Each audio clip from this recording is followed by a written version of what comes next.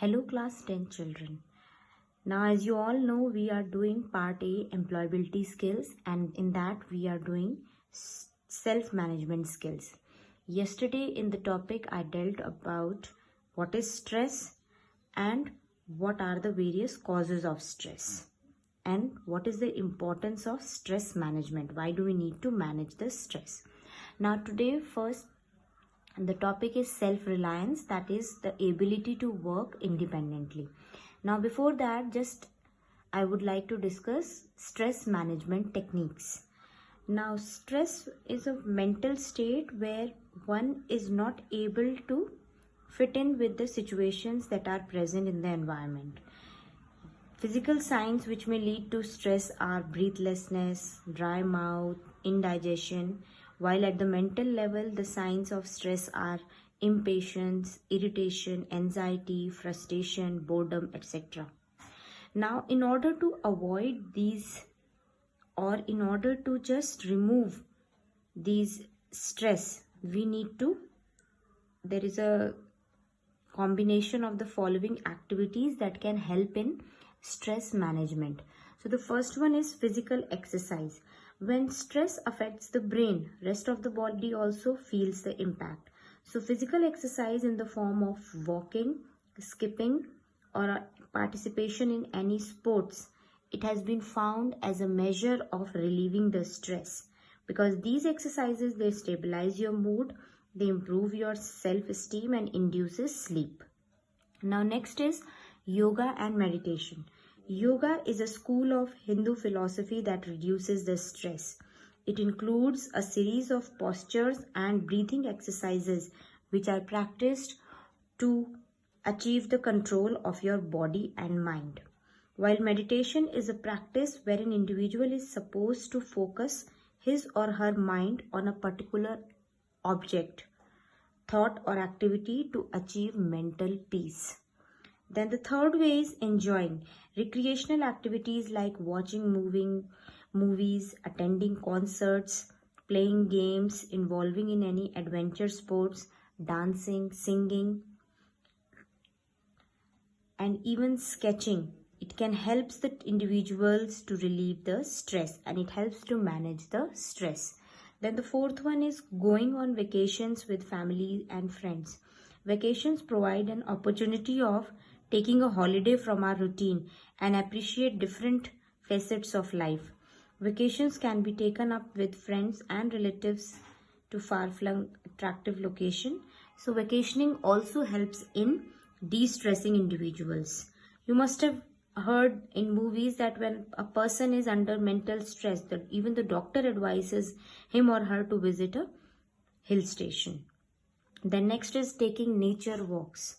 Taking nature walks in a calm environment of a national park or a sanctuary or a trail in countryside brings calmness inside us by allowing us to relax.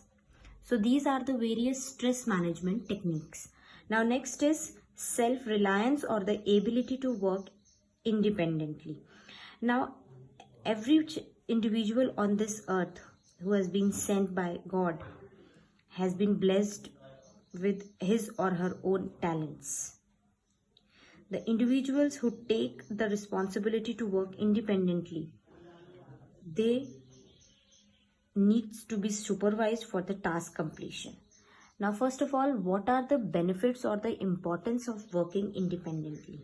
Now if you people are working independently, it will ensure greater learning, then it will help the individual feel more empowered and responsible, because you are responsible for that task and you are doing it yourself.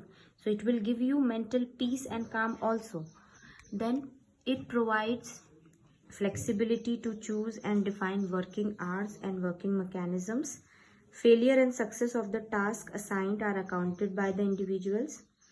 Then individuals, they become assets to organizations. Assets means they become an important part of the organization, groups and nations at large.